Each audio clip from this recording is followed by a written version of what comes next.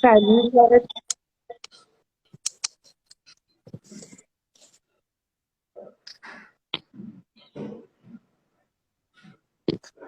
Tu m'entends bien? Oui, ça va. Bonjour. Bonjour, bonjour à tous. Merci à ceux qui voient le live en direct. Super. Alors, Ilyes, je te laisse te présenter pour ceux qui n'ont pas la chance de te connaître. Alors, Ilyas Alami Afilan. Euh, je suis aujourd'hui avec toi en tant que président fondateur de l'association Beaux-Arts Solidarité Maroc, BASMA. Voilà, je suis quelqu'un qui a travaillé longtemps dans la communication, dans certains domaines liés à l'art en particulier, par le biais d'une galerie, par le biais de l'agence The Art Company, qui est une agence spécialisée en communication par l'art. Mais depuis le Covid, je suis corps et âme dans cette mission, qui est le soutien à notre jeunesse artistique, notamment dans les arts plastiques précisément. Et voilà, brièvement. Alors, j'aimerais que tu racontes à notre communauté la création de l'association que moi je connais, mais qui est vraiment partie d'une problématique liée au Covid. Et du coup, si tu peux partager ça avec nous. Alors, oui, effectivement, devant l'arrivée du Covid au Maroc, j'ai pensé tout particulièrement aux problèmes que ça allait poser, notamment en termes de soutien à une population particulière qui est celle des jeunes lauréats et des jeunes autodidactes au Maroc. Quand je dis au Maroc, c'est-à-dire qu'ils soient marocains ou même ou étrangers résidant au Maroc. Donc, j'avais eu l'idée de contacter mes amis artistes pour leur proposer de monter une opération caritative qui puisse, disons, trouver un peu de soutien à distribuer à ces jeunes-là. Plus de 70 artistes avaient répondu présents, et pas des moindres.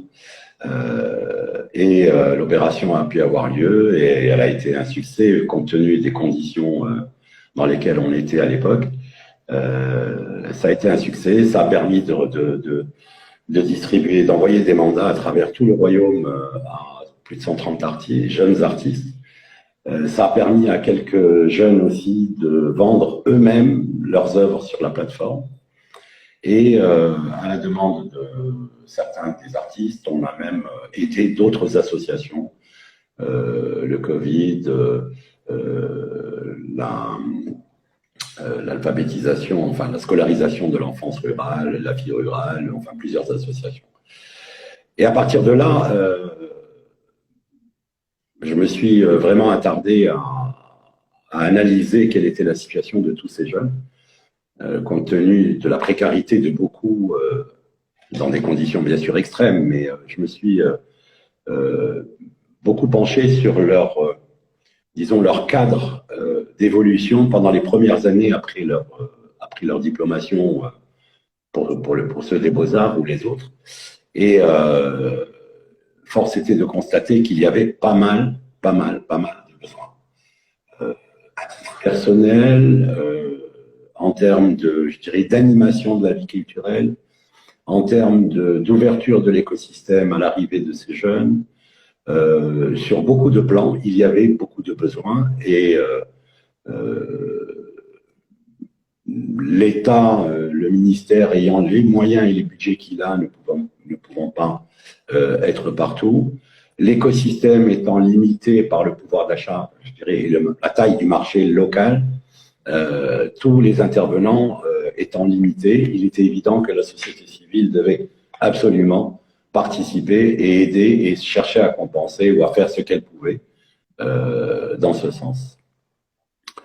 Donc voilà, donc pas trop vite, en contactant des fondations ou des institutions au Maroc et à l'étranger, il est apparu qu'il n'était pas possible d'obtenir du soutien sans la création d'une véritable structure, d'où la naissance de Beaux-Arts Solidarité Maroc Association, qui a commencé à travailler et qui entame donc son action à l'échelon national. Souvent, en fait, ça part de là. On aide parce que c'est une nécessité et on se rend compte que l'aide ne s'arrête jamais, en fait, parce qu'il y a énormément de choses à faire. Comme tu l'as dit, il y a différents points de blocage pour l'arrivée d'un jeune artiste au Maroc, au point où pendant longtemps, même les personnes qui sont au centre du marché n'avaient pas forcément accès à ces jeunes artistes, au point de se demander s'il y en avait autant. C'est vraiment nous, la claque, si je peux dire, qu'on a reçue lors du prix Moussardel, c'est de se rendre compte du nombre de jeunes artistes investis dans leur création. Et du coup, évidemment, c'est là qu'on se dit, peut-être qu'il y a quelque chose qui coince. Qu'est-ce qu'il faudrait faire pour les aider? Comment les soutenir? Oui, évidemment, acheter des œuvres, c'est un premier pas, mais il n'y a pas que ça. Professionnaliser leur parcours, etc. C'est pour beaucoup. Et justement, je sais qu'avec Beaux-Arts Solidarité Maroc, l'idée est d'organiser des actions spécifiques pour justement leur donner les clés pour professionnaliser leur avenir. Est-ce que tu peux nous parler un peu de ces actions? Bien sûr. Ça rejoint tout à fait ce que je disais l'an passé au début de l'initiative. Il est vrai qu'on ne savait pas ce qu'on allait pouvoir, en plein Covid, récolter comme fonds. Et ce que je disais, c'était que l'important, c'était pas ce qu'on allait pouvoir distribuer, c'était le plus important, c'était que ces jeunes se rendent compte que la communauté de l'art, que les artistes confirmés, que leurs aînés pensaient à eux et qu'il y avait donc une véritable communauté de l'art. C'était ça la première chose la plus importante. Et comme tu le dis si bien, aujourd'hui, on est surpris de voir autant de jeunes réellement dans l'activité artistique, alors qu'on ne les voit nulle part ailleurs. Et tout ça par manque de manifestations, de rencontres, d'occasions qui permettraient de voir la richesse de cette jeunesse artistique marocaine. Et c'est là que, à côté, je dirais, des circuits institutionnels, il faut absolument, d'abord, travailler avec eux sur leur volonté, leur préparation à passer ces années, entre guillemets, de sécheresse du début, avec une volonté et une solidité qui leur permettent d'aller jusqu'au bout. Pour éviter qu'il y ait autant de personnes qui abandonnent, parce qu'il y en a malheureusement beaucoup. On ne produit pas beaucoup de lauréats et pourtant on en perd beaucoup au passage. Donc ça, c'est vraiment malheureux. La deuxième chose, c'est qu'il faut aussi, au-delà de leur, disons, savoir-être, il faut les aider à se professionnaliser dans leur process de rencontre, de relationnel, de présentation, d'existence publique. Et aujourd'hui, avoir une page Instagram, ça ne suffit pas. Avoir ses propres abonnés, ça ne suffit pas. Si les curateurs ne sont pas abonnés, si les galeristes ne sont pas abonnés, si les grands amateurs ne sont pas abonnés, je dirais qu'il y a une limite à avoir un public d'amis et de collègues sur Insta. Donc il y a énormément de choses à faire. Et bien entendu, qui dit communiquer dit la forme. Et cette forme étant essentielle aujourd'hui, notamment dans un contexte mondialisé, à savoir que il faut que le propos soit cohérent et il faut que le propos soit audible pour n'importe quel type d'interlocuteur ou d'amateur. Donc la présentation, les normes de présentation, les normes de discours. Et ensuite, il y a le fond. Il il ne s'agit pas que d'être réellement artiste, il s'agit d'avoir conscience de sa démarche, de l'expliciter d'une manière rigoureuse et lisible pour que le message passe et pour que les intervenants et les parties prenantes de l'écosystème de l'art reçoivent ce message. Donc là, effectivement, il y a beaucoup de choses à faire, beaucoup de choses intéressantes à faire. Et c'est le propre du programme de Beaux-Arts Solidarité Maroc, c'est d'essayer d'intervenir dans tous ces axes. Justement, moi, une des premières problématiques qui m'a frappée en discutant avec ces jeunes artistes, c'est que aujourd'hui, le marché de l'art, enfin grossièrement, les expositions qu'il y a en galerie, etc., elles peuvent faire peur dans le sens où certains se sentent illégitimes d'aller dans ce genre d'endroit, présenter leur travail, peut-être qu'ils sont pas convaincus. Enfin, il y a une espèce de sensation d'illégitimité qui les autocensure. Eux les premiers, ils se disent oui, bon, c'est l'expo de tel grand nom, enfin, j'ai rien à faire là-bas. On sait, ça aussi, enfin, je le dis grossièrement, mais les artistes en général sont très sensibles, voire hypersensibles, et du coup, ils ont du mal à se confronter à voilà, des gens qui peuvent paraître impressionnants de premier abord, et en fait, ça serait casser tous ces codes qu'il y a pour pouvoir faire rencontrer les gens, parce que je sais que toi comme moi, on est persuadé que si ces artistes ont entre les mains un discours à présenter à ces gens-là, enfin, une fois que le discours sera fait, il y a de très bonnes galeries au Maroc, de très grandes institutions qui, une fois qu'ils verront ce travail, évidemment qu'ils le voudront sur les murs. Donc c'est juste faire la passation entre les uns et les autres. D'où les workshops, enfin le premier workshop savoir-être et savoir-dire qui, j'en suis sûre, amènera peut-être sur des workshops sur d'autres thématiques. Mais pour l'instant, il y en a eu 2. Il y a eu en tout, je pense, 30 participants. Oui, tout à fait. Une quinzaine à chaque fois, c'est un petit peu la taille maximum de ce format-là. Oui, effectivement, il s'agit pendant ces 4 jours pleins, parce que ça dure 4 jours intensifs, intenses, avec plusieurs intervenants de qualité d'ailleurs. On a eu le professeur Alim Labi, on a eu Silma Flo de Tinkart, on a eu Sirhan Began, on a eu Mohamed Rajdi, on a eu le plaisir d'avoir le mentoring, la visite de Siak Berlabé par 2 fois. On a eu aussi sur le deuxième workshop 2 intervenantes de l'École supérieure des beaux-arts de Bordeaux, Myrtille Bourgeois et Rachel Elbadjan. Tous ces gens-là sont investis à fond sur ces 4 jours à justement, comment dire, un petit peu bousculer positivement nos jeunes pour qu'ils prennent conscience de leurs points forts et qu'ils justement les assument et les explicitent de la bonne manière. Et comme vous l'avez dit tout à l'heure, il y a d'excellentes galeries au Maroc, il y a de grands découvreurs de talents, on a un écosystème de l'art qui est structuré, qui est, on va dire, petit par rapport aux tailles mondiales ou européennes, qui est au maximum de sa taille par rapport au marché marocain. Donc, voilà, tout le monde fait ce qu'il peut. Il est évident que plus il y aura de jeunes qui, seront bien dans leur peau d'artiste, qui seront bien sûrs et bien équilibrés par rapport à leur propre démarche, à leur propre travail, plus ils se présenteront bien et on présentera bien ces jeunes talents aux galeries du Maroc, plus ils auront envie d'en prendre de nouveau, d'en accompagner de nouveau et d'en accompagner plus, tout simplement. Donc, je pense que c'est la bonne dynamique.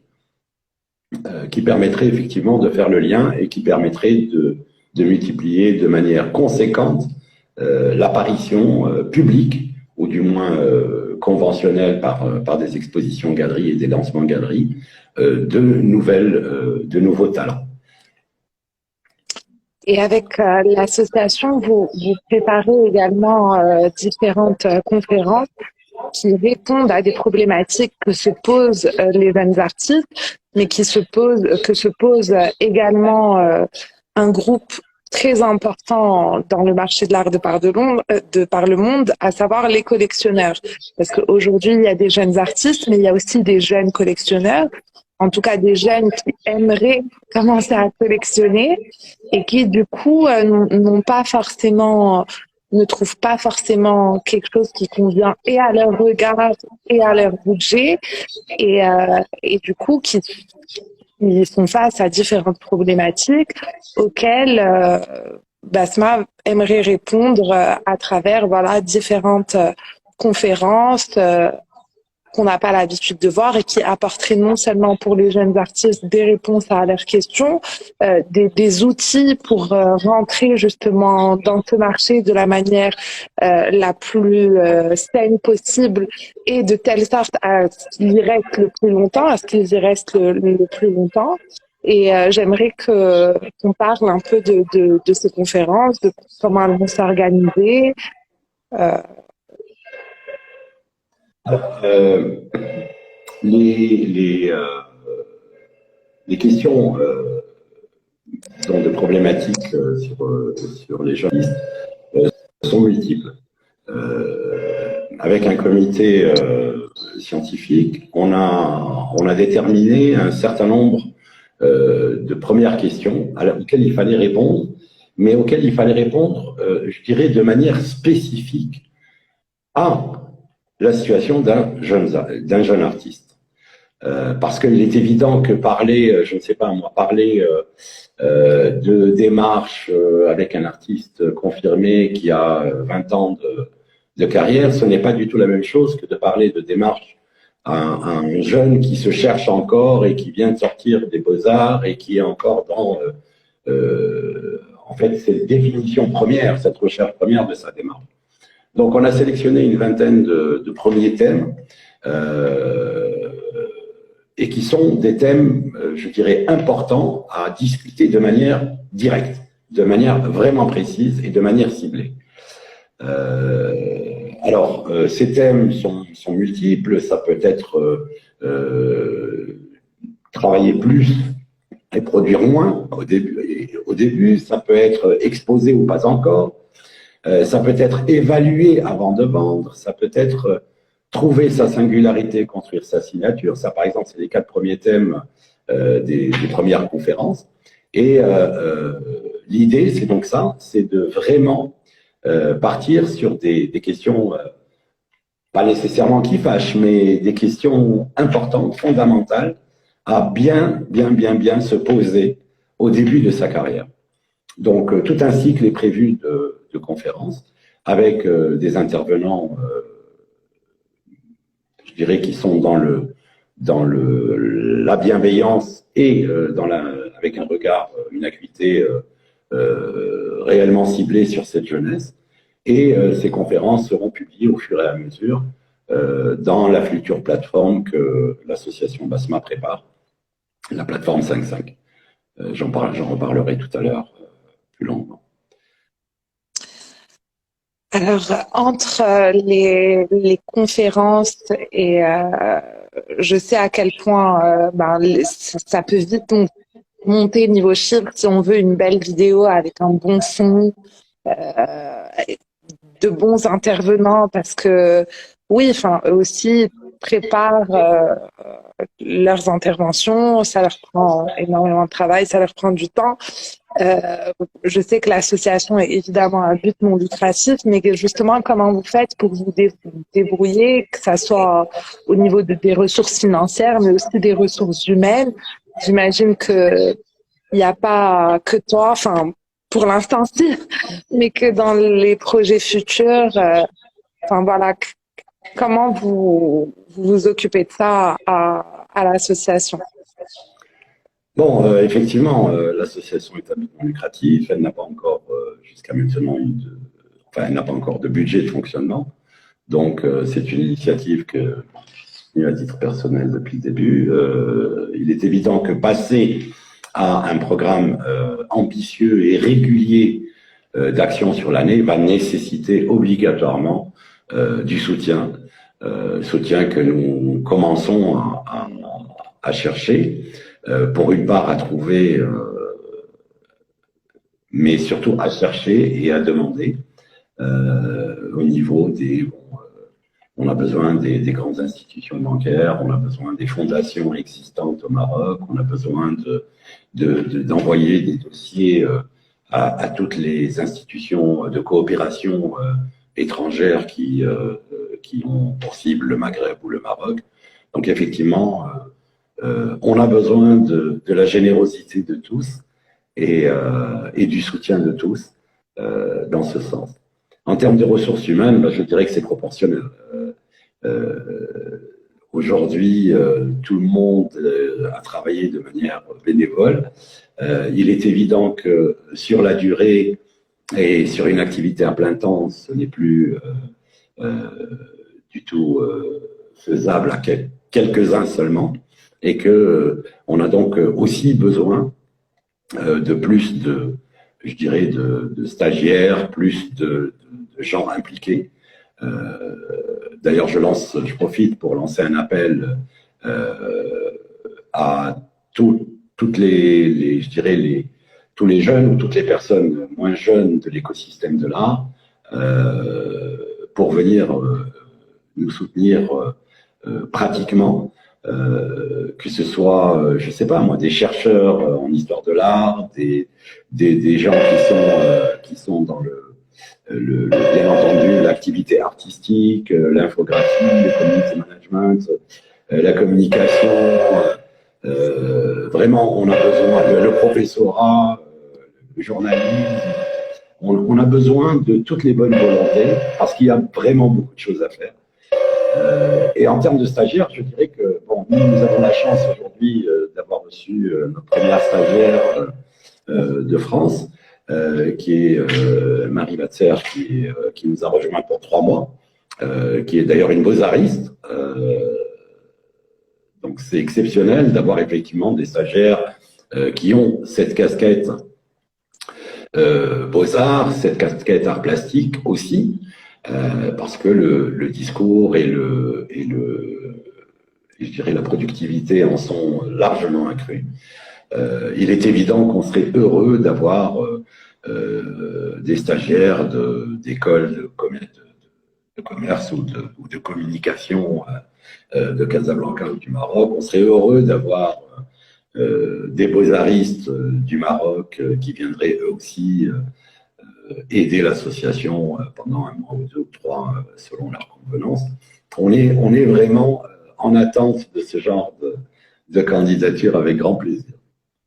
Bah oui, c'est pour ça que c'était important aussi pour nous d'en parler parce que je pense que voilà, une communauté se crée comme ça et qu'on part des mêmes idéologies, qu'on a les mêmes objectifs, etc.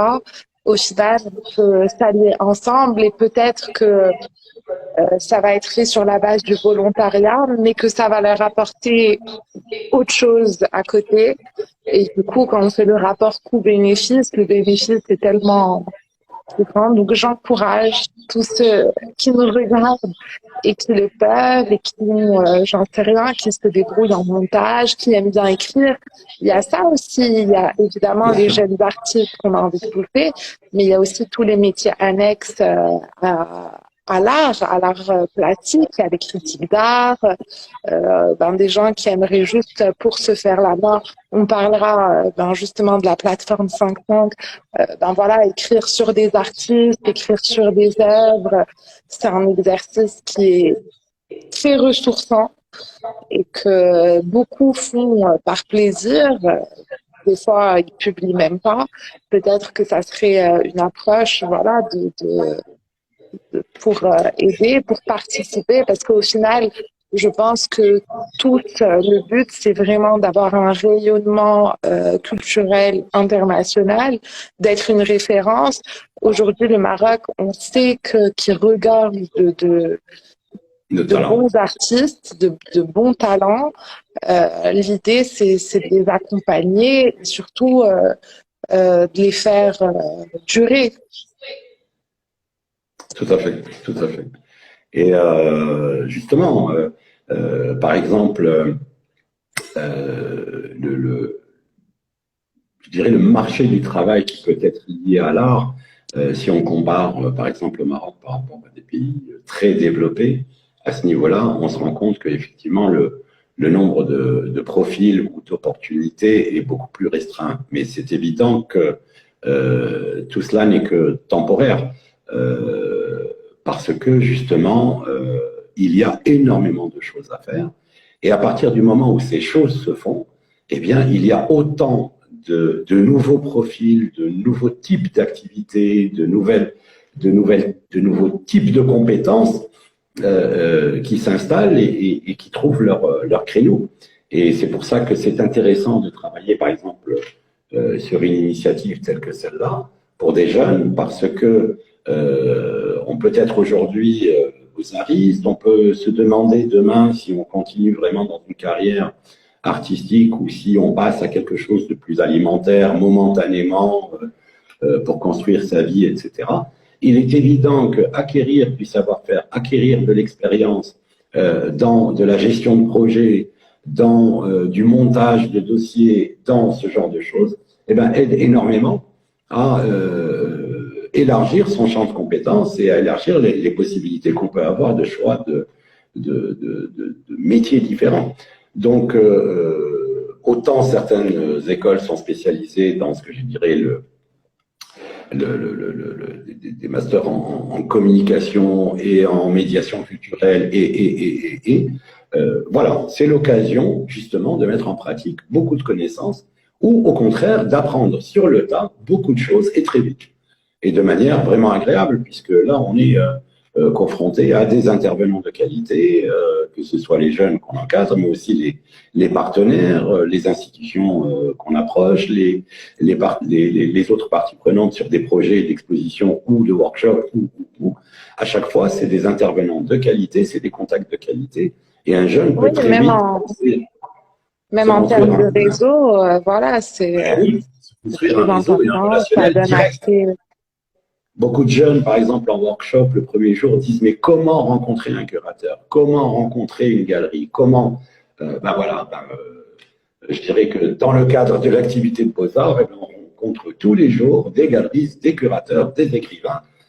Voilà, donc c'est l'occasion des fondations, des médiateurs culturels, c'est l'occasion de se construire un réseau et c'est l'occasion de, non seulement, avant même de se faire connaître, c'est l'occasion de connaître les autres. Et ce n'est pas négligeable du tout. Voilà, je fais un peu l'article. Exactement. Ben, j'aimerais qu'on termine avec la plateforme. Je ne sais pas si on peut déjà en parler. Je sais que tu vas faire le lancement officiel dans quelques jours, enfin le lancement du projet. Donc si on peut avoir juste un petit teasing et après peut-être on prendra des questions s'il y a des questions. Très bien. Bon, la plateforme 5.5, en fait, c'est un projet de plateforme qui, malheureusement, a pris un peu de temps à se réaliser, qui, espérons-le, est au dernier jour de sa fabrication. Cette plateforme, en fait, vise à créer un point central, unique, de rencontre systématique de tous les jeunes lauréats des Beaux-Arts, lauréats d'écoles assimilées, autodidactes en activité réelle de production au Maroc, avec un espace dédié pour chacun, dans lequel ils peuvent constamment affiner leur démarche, mettre à jour leur biographie, remettre à jour leur portfolio en fonction de leur évolution, etc. Donc, il va permettre d'abord de voir l'évolution de chaque jeune artiste, de voir ses œuvres, de lire son travail, de voir les témoignages extérieurs sur son travail. C'est un espace où on aura des contributions intellectuelles de tout type. En fait, toutes les ressources vont être invitées à publier sur cette plateforme des messages directs ou des partages directs avec nos jeunes artistes et avec le monde de l'art en général. Donc, que ce soit des écrits théoriques, que ce soit de l'histoire de l'art, que ce soit des conférences, que ce soit la publication de choses qui ont été réalisées par ailleurs, etc. L'important, c'est qu'il y ait une adresse unique où tous ces jeunes puissent trouver de l'information qui les concerne directement. Bien entendu, il y aura aussi les conférences qu'organisera la plateforme elle-même. Il y aura un espace de mise en relation, à savoir que les artistes confirmés avec ateliers ou non confirmés d'ailleurs pourront rechercher d'autres personnes enfin, pour les recevoir dans leurs ateliers pour des stages, pour des collaborations. Des agences de com pourront par exemple publier des appels à illustration ou à travaux. Je dirais les fondations qui animent quelque chose pourront aussi relayer leur communication et leurs appels à candidature sur cette plateforme. Et de la même manière, tous ces jeunes pourront, sur une même adresse, voir un petit peu, avoir un agenda de toutes les possibilités qui s'offrent à eux et auxquelles ils peuvent éventuellement répondre. De la même manière qu'un jeune pourra aussi postuler en disant, voilà, je recherche pendant l'été un stage ou une collaboration dans un atelier d'artistes. Voilà. Donc, de la mise en relation. Encore une fois, c'est vraiment d'éclater les barrières qu'il y a entre les différents acteurs culturels qui, malheureusement, aujourd'hui, ne se retrouvent pas aussi souvent et qu'on souhaiterait. Et du coup, j'espère, honnêtement, je lance un appel à mes amis galeristes que eux aussi se prêteront au jeu et que eux aussi passeront du temps sur cette plateforme, à voir les travaux de ces jeunes-là. Et voilà, et même pour une nouvelle clientèle, je le rappelle, les artistes, c'est bien, mais il y a aussi une petite partie où les collectionneurs font la différence aussi. Donc, génial. Tout à fait, justement. En tout cas, on serait ravis, nous, à la Fondation TGCC, de pouvoir participer à ce projet. On en parle longuement. Donc, j'espère qu'on aura une bonne nouvelle pour vous, notre communauté, dans pas très longtemps. Je ne sais pas s'il y a des questions. On a plein de gentils messages d'amour. Merci à tout le monde. Merci à Omar, merci à Hisma, Sophia. J'ai vu Rime un peu avant. Vivement ça. Si vous avez des questions. Alors, je ne sais pas si on m'entend. Ou si toi, peut-être, tu as des questions. Par rapport à ceux qui nous écoutent, tu veux dire? Ou par rapport à… En général. En général, oui, moi j'ai une question à Artorium. En fait, c'est une question, c'est un souhait aussi. D'abord, moi j'aimerais vraiment vous saluer pour le prix Moustrabel parce que j'ai adoré cette initiative, vraiment. Je trouve que, d'ailleurs, je suis heureux de savoir que ça sera un prix annuel et que tous les ans, Inch'Allah, l'opération se répétera. Moi, ça m'a vraiment fait plaisir parce que j'ai retrouvé dans le prix Moustrabel, justement, des jeunes que j'ai eu en workshop ou d'autres artistes que je suivais un petit peu depuis un moment. Et ça, c'est magnifique parce que d'un seul coup, toutes ces personnes éparses qui sont vraiment à droite, à gauche, on trouve du lien tout d'un coup. Ils sont tous là au même endroit et je trouve ça fabuleux. Et d'ailleurs, je compatis aux membres du jury qui ont eu d'abord certainement des difficultés à la fin à choisir les nominés, enfin les nominés et les gagnants.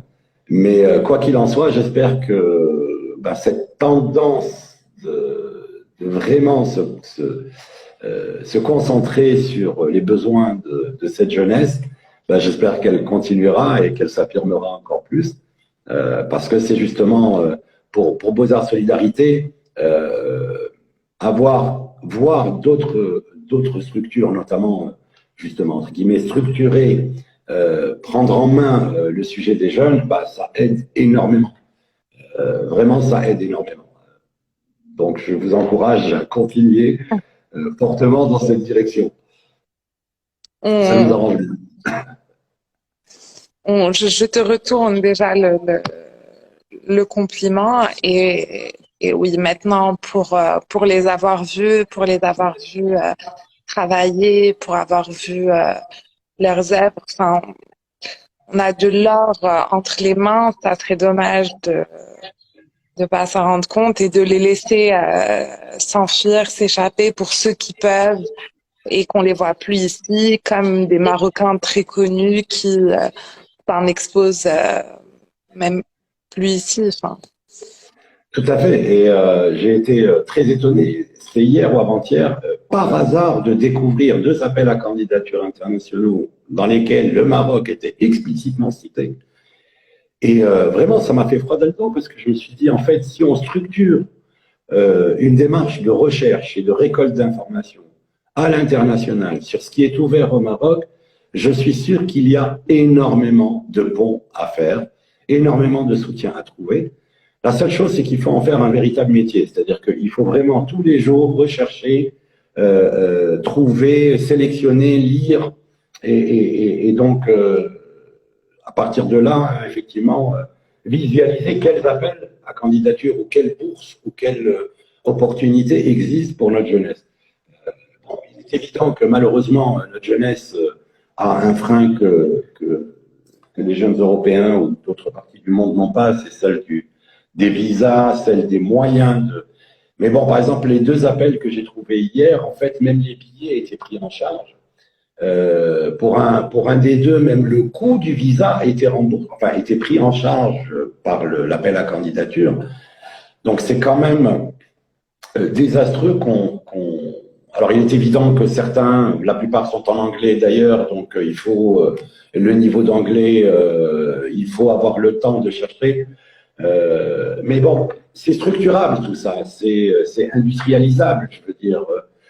On peut arriver à monter une routine de recherche efficace avec une personne dédiée qui lise tous les matins et tous les jours tout ce qui se passe, qui trie, qui classe, etc. et qui repartage tous ces appels.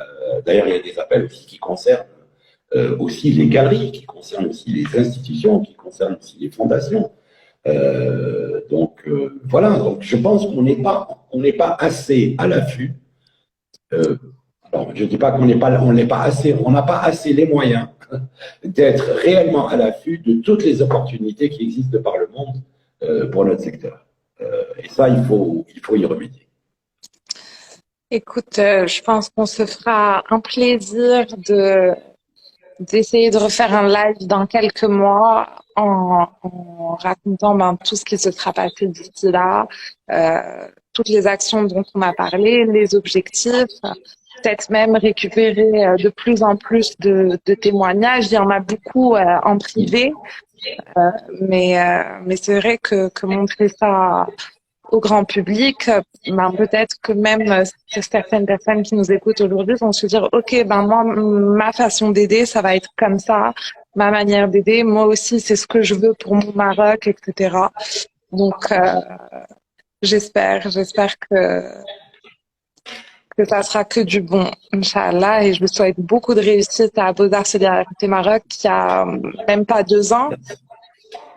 Du coup, si c'était juste Covid, voilà, on va y arriver. On va finir par y arriver.